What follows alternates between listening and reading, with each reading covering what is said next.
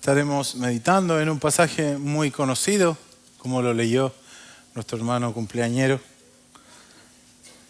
Y le voy a pedir que no cierre sus oídos, que no cierre su corazón, porque conoce el pasaje. Antes bien, pidámosle al Señor que en su misericordia Él pueda abrir nuestros ojos y ver lo hermoso de su palabra. El día de hoy el sermón tiene como título "Hay esperanza", porque Jesús ha venido a llamar a pecadores. A todos nos conmueven mucho las historias de superación, me imagino.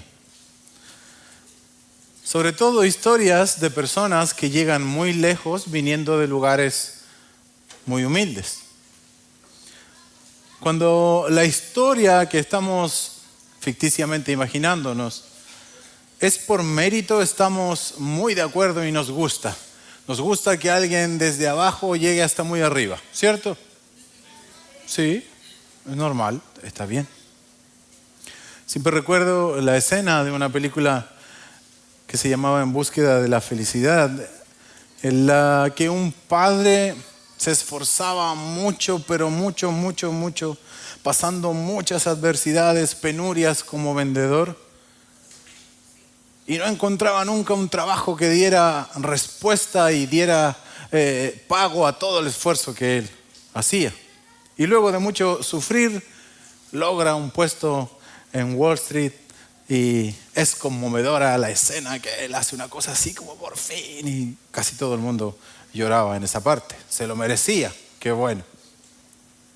Ahora, ¿qué me dirías si alguien que no se ha esforzado o que no merece llega a ocupar una posición privilegiada? ¿Qué dirías, por ejemplo, si un estafador se hiciera cargo del Ministerio de Economía? Que a veces no anda tan lejos. ¿O qué me dirías mejor si un delincuente tomara el cargo de juez? Seguramente no estaríamos muy de acuerdo, ¿cierto? ¿Sí? ¿O estaría de acuerdo? No, ay, me asusté. Ahora, piensa en este otro ejemplo. ¿Qué opinarías si tus padres deciden agregar a su testamento a un, sin ser ofensivo, vagabundo? Piénsalo por un momento. Y tuvieras tú que compartir la herencia que te correspondía por derecho con esa persona. Además, tus padres ya decidieron abrirle las puertas de su casa, dejarlo vivir con ellos, y posteriormente acordaron que le iban a dar la casa para que nunca más no tuviera un techo. ¿Estarías de acuerdo con tus padres de que esa persona tuviese esos derechos y ocupara esa posición que no le corresponde y que no merece por lo demás? Si ese fuera el caso, seguramente hablaríamos con nuestros padres, ¿no es cierto? Sí, yo hablaría por lo menos. ¿Cómo se le ocurre, papá, mamá, ustedes están locos, van a compartir un techo con un desconocido? Eso no está bien. Esa persona que has elegido no le corresponde lo que tú quieres darle. No es tu hijo. Yo soy tu hijo. ¿Cómo es posible que hayan decidido eso? ¿Cómo se les ocurre? A lo que los padres responden: hijo, la decisión está tomada. Queremos ayudarlo, él no necesita, tú tienes tu propio hogar, no te falta nada. Y siempre lo hemos planeado desde que nos casamos, que ayudaríamos con nuestros bienes a quienes lo necesitan. Si bien es algo muy extraño lo que acabo de decir, probablemente no sea tan común, y no digo que no se pueda dar.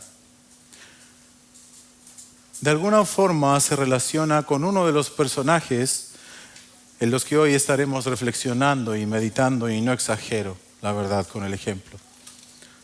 Y es Leví, Mateo, el discípulo de Jesús, que pasó de vil y despreciado recaudador de impuestos, de estafador, de ladrón, a ocupar la posición privilegiada de hijo de Dios y de discípulo de Jesús.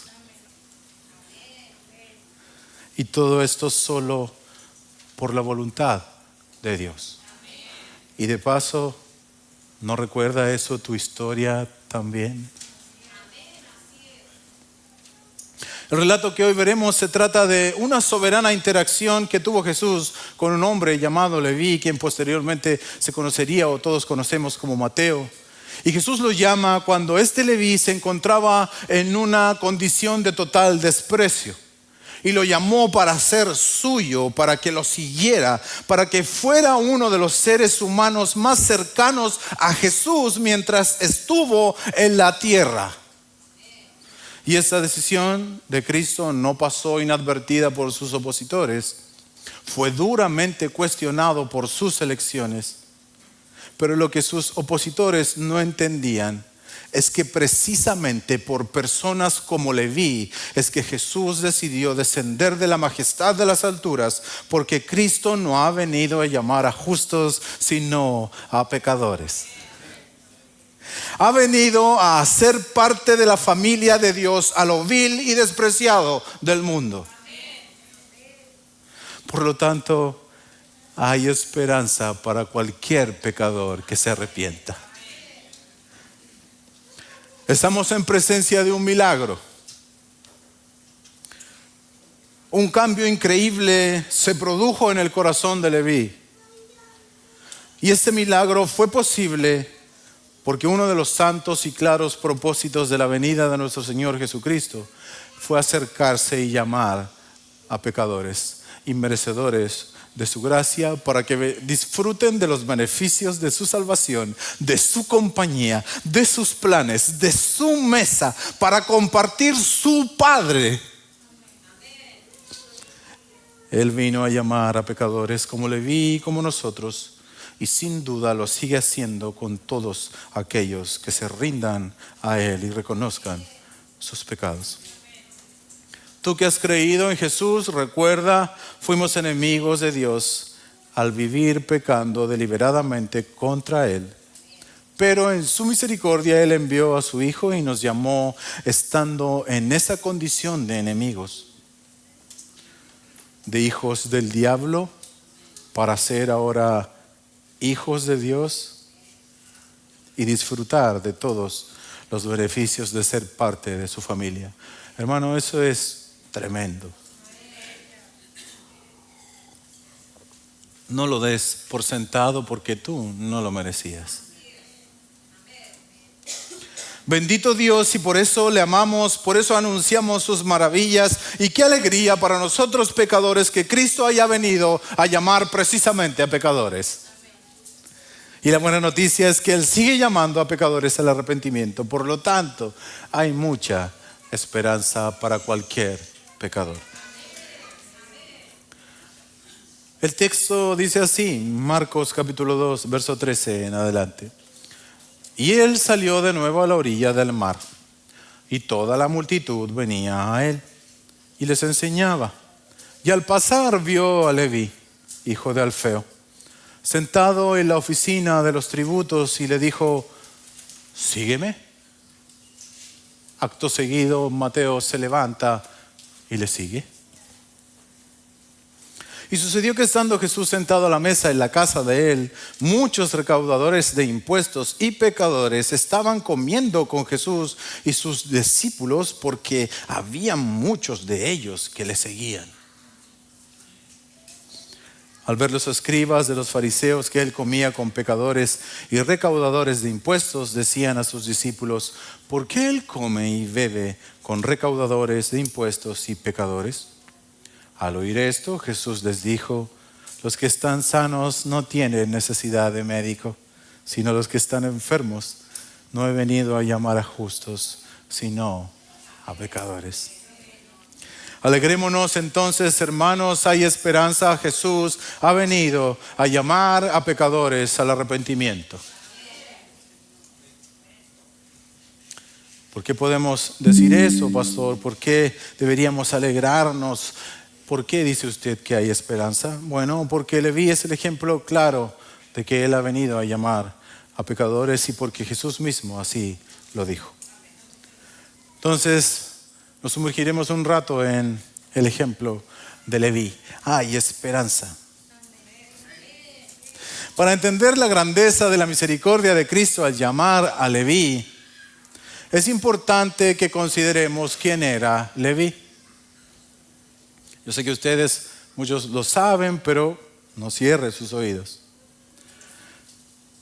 Al ser un publicano o un recaudador de impuestos, era considerado por sus pares como un traidor, porque era colaborador de Roma. Era además un corrupto y era además alguien socialmente despreciado.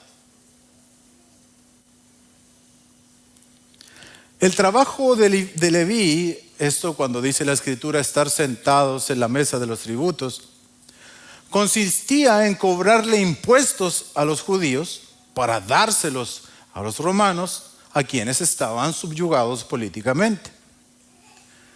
Muchos dicen, comentaristas me refiero, que los recaudadores de impuestos como Leví, como Zaqueo, hacían sus riquezas cobrando impuestos de más,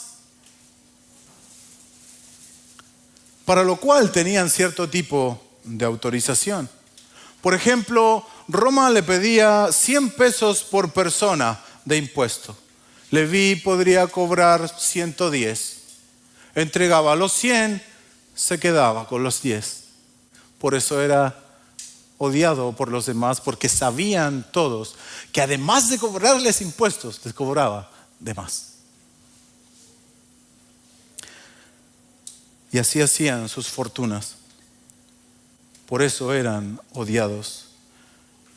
No hay duda de que uno de los pecados de Leví era su amor por el dinero y lo que estaba dispuesto a hacer para obtenerlo. Claro está que era un injusto también al cobrar de más. Pero resulta que Jesús puso sus ojos en él.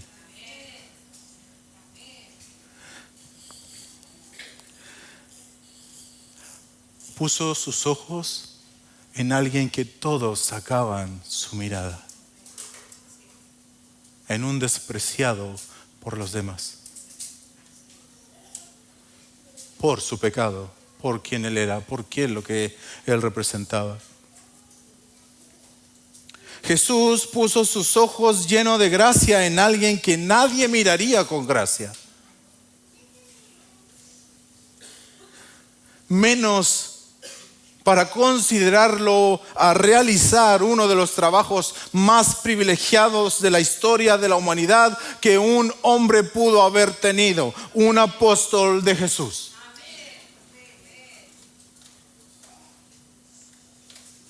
No sé si me logro explicar.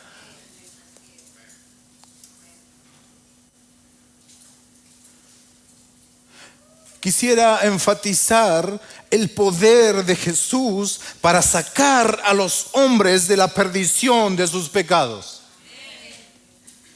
Para sacarlos del mundo y hacerlos tan fácilmente sus discípulos. Porque Él ha venido a llamar a pecadores a ser sus discípulos. Mateo. Estamos hablando de un apóstol de Jesús. Estamos hablando de que esta persona ocupó un lugar selecto en el grupo más íntimo de Jesús. Uno de sus apóstoles, a quien se le encomendó el hermoso trabajo de difundir el evangelio por el mundo. Porque él puso su mirada en él. Dice el texto, y él salió de nuevo a la orilla del mar y toda la multitud venía a él y les enseñaba. Y al pasar vio a Leví, hijo de Alfeo, sentado en la oficina de los tributos. Al pasar vio a Leví. Qué privilegio para el barro que el gran alfarero haya puesto sus ojos en esa masa.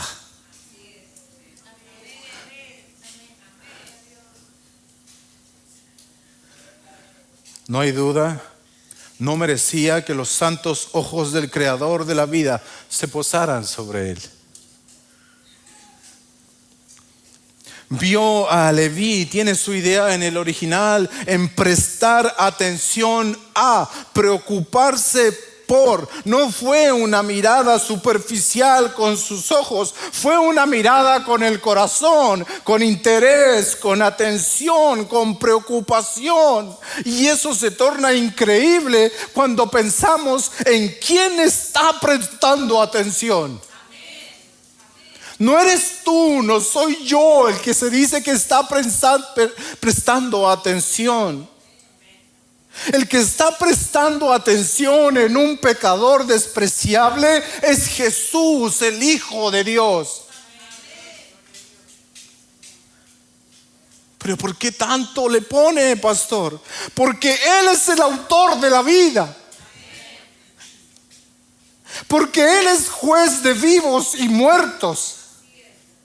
Porque estamos hablando de Jesús, en quien están escondidos todos los tesoros de la sabiduría y del conocimiento. Estamos hablando de Jesús, el que sustenta todas las cosas con la palabra de su poder. Es el autor y consumador de la fe, a quienes los ángeles adoran, o como dice el libro de Hebreos, el creador del universo.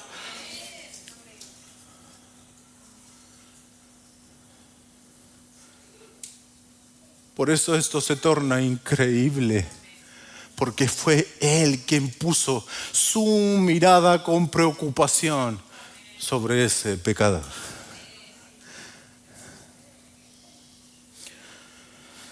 Él puso su atención en un despreciable, avaro, deshonesto e injusto ser humano.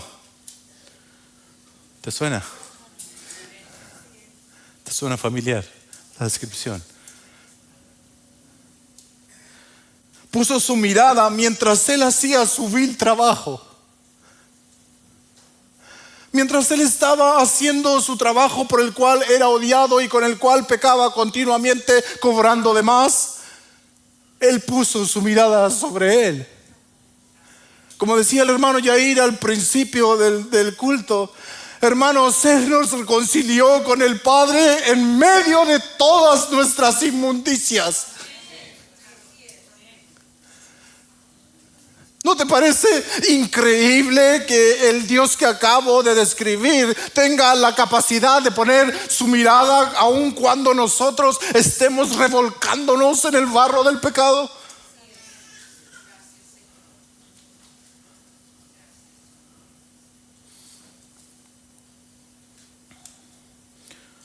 Puso su mirada mientras hacía su vil trabajo, mientras cobraba y pecaba cobrando de más, mientras robaba a sus compatriotas, mientras hacía el injusto trabajo por el cual se había ganado el desprecio de todos.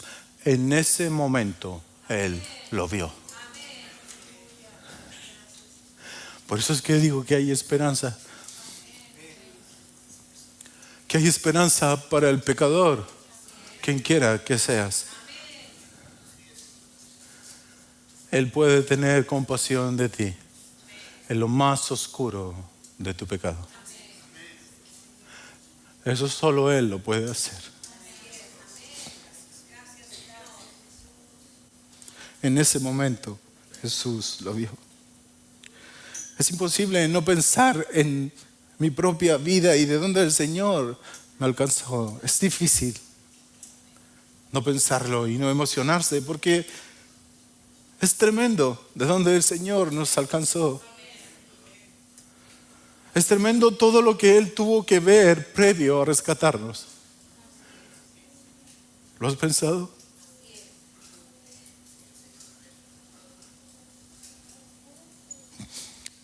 Por eso, ¿cómo seguiremos pecando? Deliberadamente.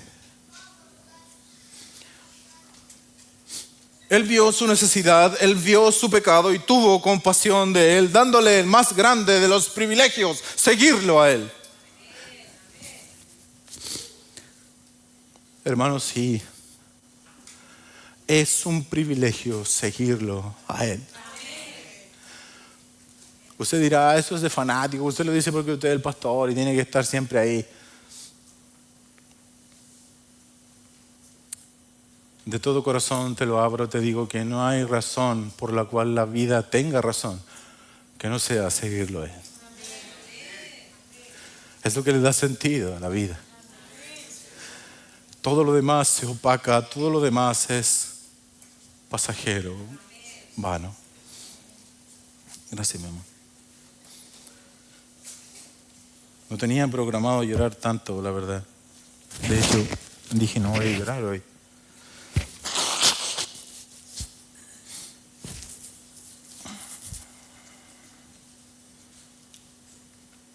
Él vio su necesidad, su pecado y tuvo compasión de él, dándole el más grande de los privilegios, seguirlo a Él.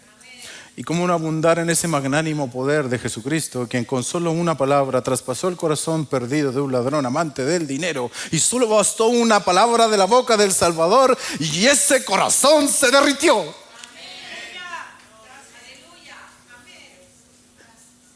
Sígueme. Se acabó. El texto es asombroso, es maravilloso. Dice, y le vi, dejándolo todo, lo siguió.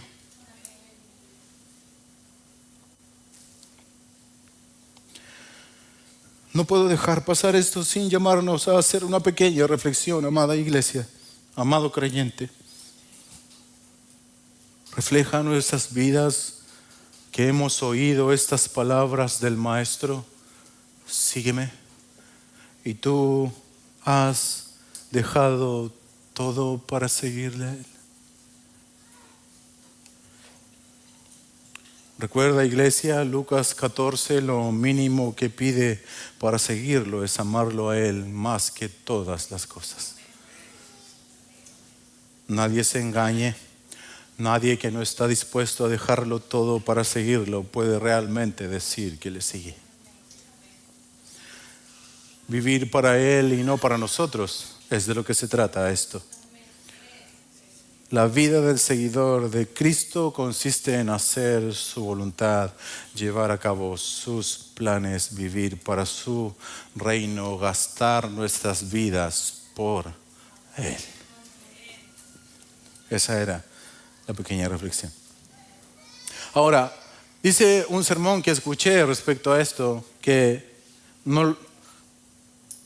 en esa época, si un recaudador de impuestos abandonaba su trabajo de recaudador, nunca más podría volver a obtenerlo.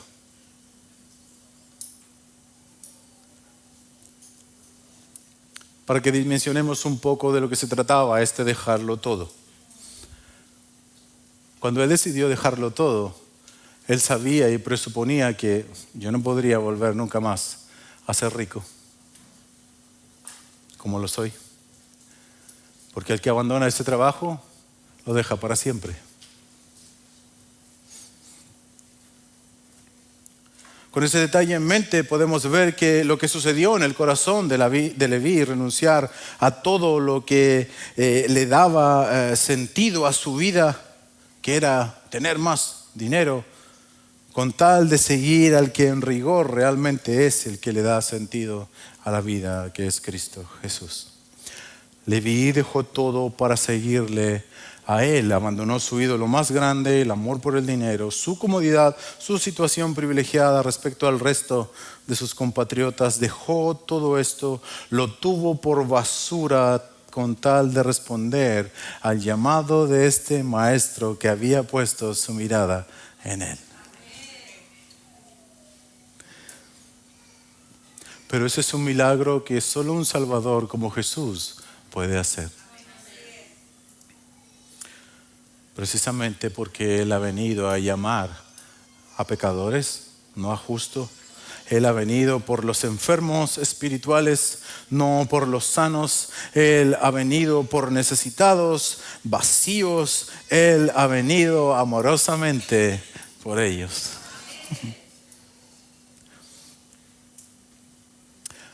Ahora, bueno, en realidad solo Cristo y solo un milagro tiene que haber ocurrido en el corazón de Leví para que él pudiese abandonar todo. De otra manera es imposible. Todo lo que antes había amado lo dejó atrás en un instante. Y cómo no, si estaba ante el tesoro más grande de la historia de la humanidad, tenía el tesoro más preciado frente a sus ojos, Jesús. ¿Quién no iría en pos de este hermoso Salvador si tan solo pudiese verlo tal como es? Pero suponemos que con ese llamado de Cristo al corazón de Leví, a Leví, su corazón fue transformado. De otra manera, jamás habría dejado todo para seguirle. Ahora, si presuponemos eso, entonces nos habla del tremendo e incomprensible poder de Jesús para salvar pecadores con solo una palabra. Piénsalo. No es como otras interacciones que Él tiene, por ejemplo, en Juan 3. Una larga interacción de preguntas, de respuestas. Él en esta oportunidad soberanamente ha decidido llamar a este pecador, transformar su corazón, diciéndole, sígueme.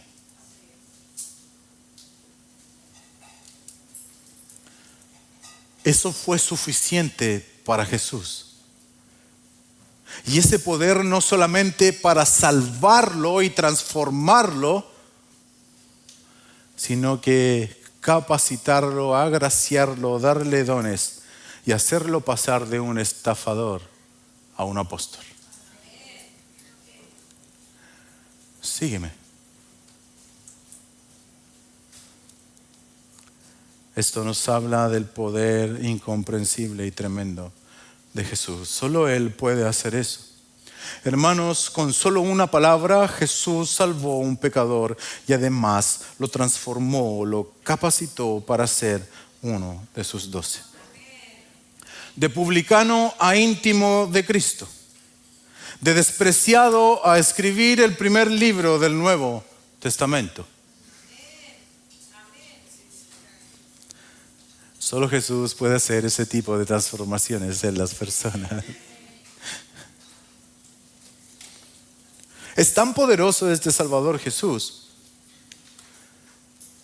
que pasó de ser Leví, el vil, despreciado, odiado, ignorado, estafador, recaudador de impuestos, a Mateo, que significa regalo de Dios.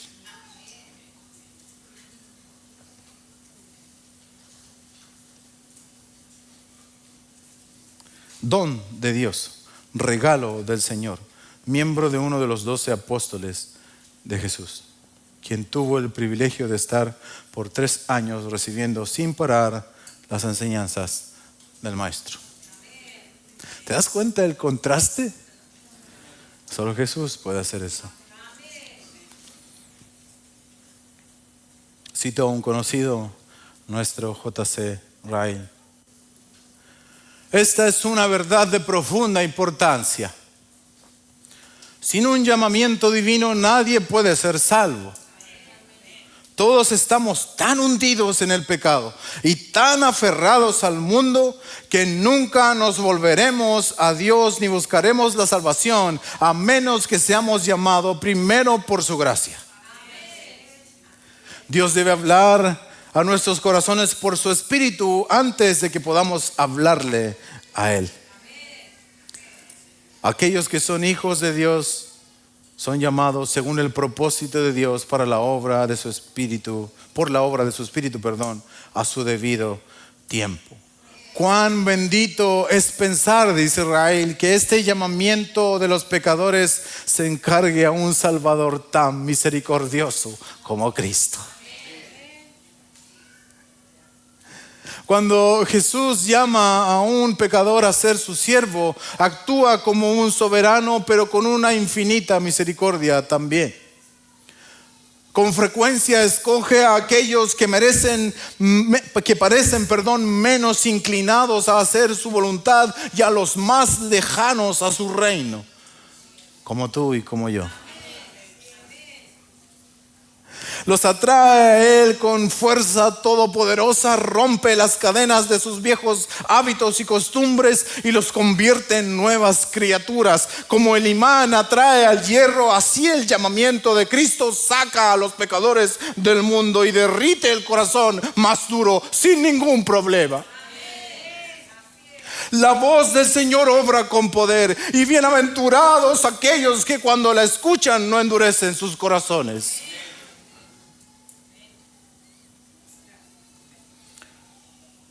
Hay esperanza porque vemos en Leví un claro ejemplo de que Él puede transformar a un vil pecador en un regalo de Dios.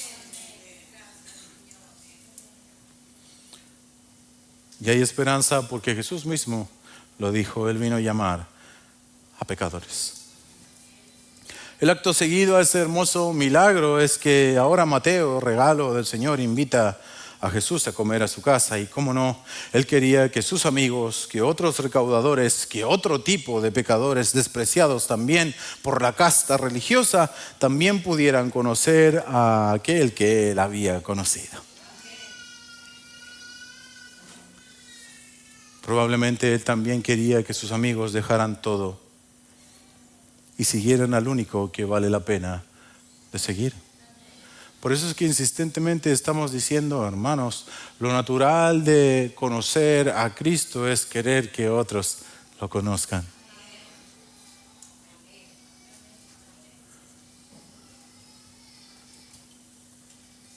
Lo antinatural es querer guardarse a Cristo en los bolsillos y que sea mi tesoro y ojalá que nadie sepa lo que soy.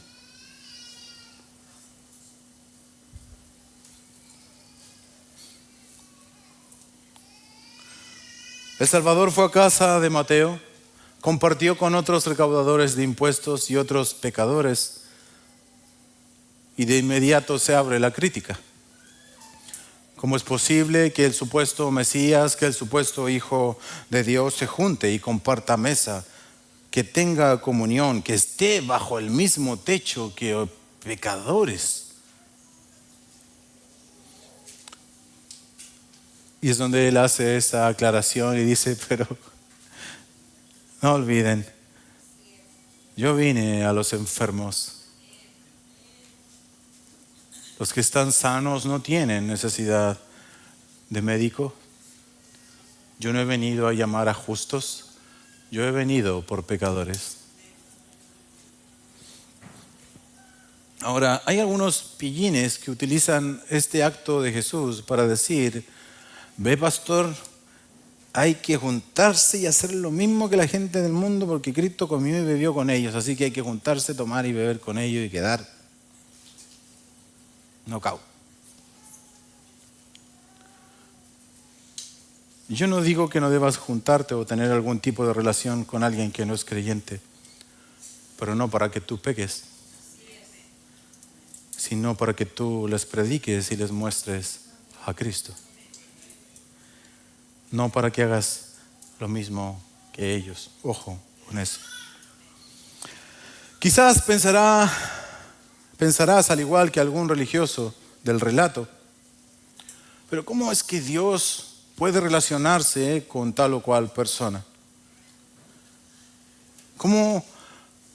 Ahora quiero que pienses y te mentalices en alguien por quien tú hayas orado, que venga a los pies del Señor y tú hayas concluido y hayas dicho, ay, que usted no lo conoce, pastor. Este no llega ni a palos.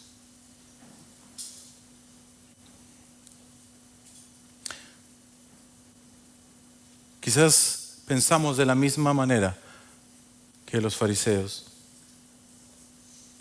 ¿Cómo Dios puede relacionarse con tal o cual persona? Mi padre, mi madre, mi esposo, mi esposa, mi hijo, ellos están perdidísimos, pastor. Usted no sabe cómo son. Son duros, son rebeldes, son sin temor alguno por las cosas de Dios, son irrespetuosos, envicios. Usted no los conoce. Tienes razón, probablemente si los conociera a fondo en sus vidas, mis sentimientos aflorarían y abrumaría mi corazón y pensaría, ¿podrá esta persona ser salva a la verdad? ¿Podrá Jesús poner sus ojos misericordiosos sobre esta persona?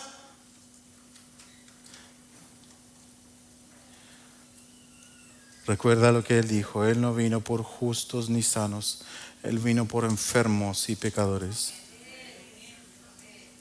El que obró en el corazón de Leví sigue obrando aún. El amor al dinero en el caso de Leví, o cualquier pecado que puedas imaginarte de algún ser querido o tuyo propio, puede ser muy difícil de abandonar. Sí, estamos de acuerdo, pero no tienen comparación con el poder del llamado divino.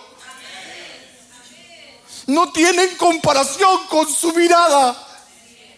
No hay corazón tan duro que no pueda ser vencido por Jesús. Que estas palabras le abren con fe a tu corazón, que muchas veces hemos dado por muertos a muchos de los que amamos. Hermanos, no dudemos, hay esperanza. Él vino a los enfermos, a los injustos, a los que reconocen sus pecados. Hermanos, nunca te desanimes respecto a la salvación de un pecador. Nunca, no si lees este pasaje, porque aquel que llamó a Leví aún vive y aún se pasea por este mundo por medio de su espíritu, poniendo su mirada sobre aquellos injustos y pecadores. Él sigue paseándose por este mundo, mirando a los necesitados y enfermos espirituales para hacerlos, como Mateo, un regalo del Señor. ¿No somos nosotros una muestra viviente de que Él se sigue paseando con una mirada de misericordia? Entonces hay esperanza.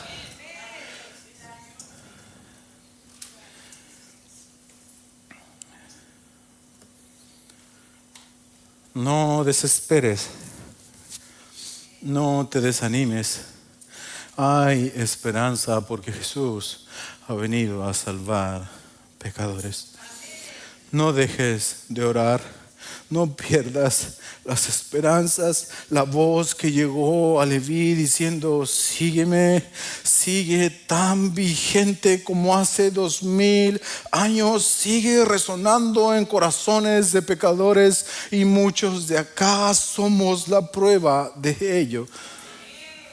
No me canso de decirlo, porque nuestro corazón tan fácilmente se desanima y pierde las esperanzas cuando nosotros mismos somos la prueba de que no debemos hacer eso.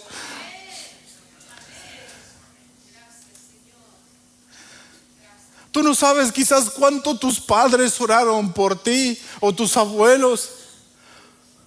O quizás aquí mismo hay gente por la cual tú oraste y ahora los ves aquí rendidos al Señor. Eso es porque Él vino a llamar a pecadores.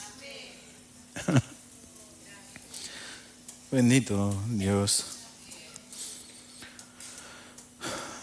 Quiero de paso agradecer a mi buen Dios que haya sido tan compasivo, y que su venida haya sido como un médico que tiernamente buscó a enfermos espirituales para curarlos. conocía las necesidades humanas, nos veía enfermos de una enfermedad letal, todos derribados por la plaga del pecado, extinguiéndonos día a día, pecando contra nosotros y pecando contra otros, y lo peor de todo, pecando contra Dios.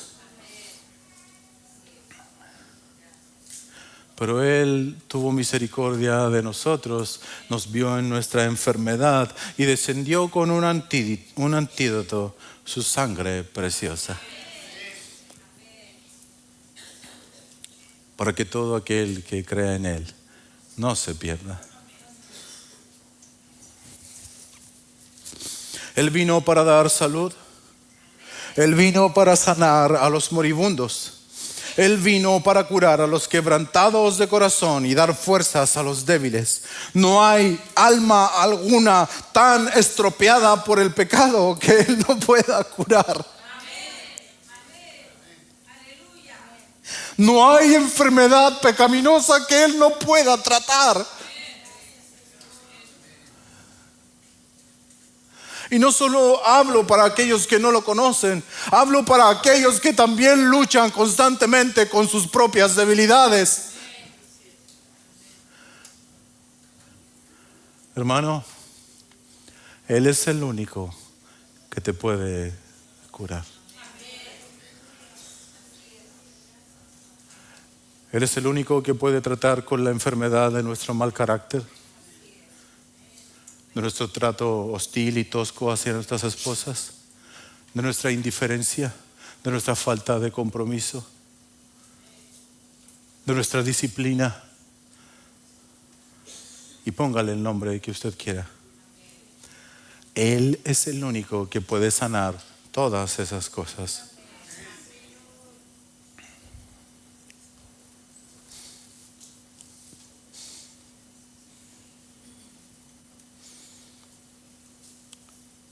No hay alma tan estropeada por el pecado que Él no pueda curar.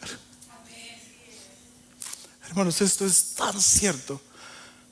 Esto es tan cierto y yo te animo a tener esperanzas para tu propia vida y para con los demás. No hay alma tan estropeada por el pecado que Él no sea capaz de restaurar.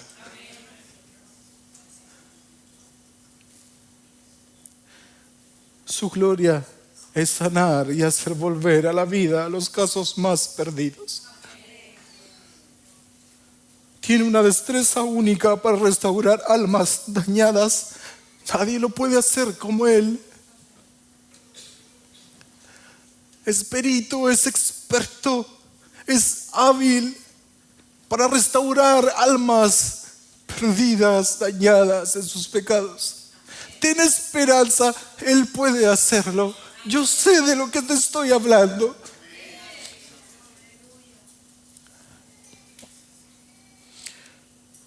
No te canses de predicar.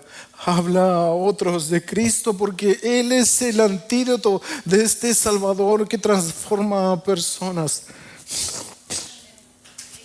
Si somos como Leví, deberíamos nosotros querer invitar a otros a nuestras casas para que le conozcan.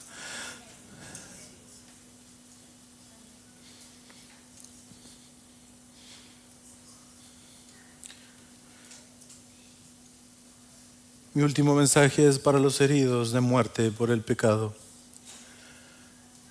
a los prisioneros de sus pecados, a los que están sentados en el banco de tributos,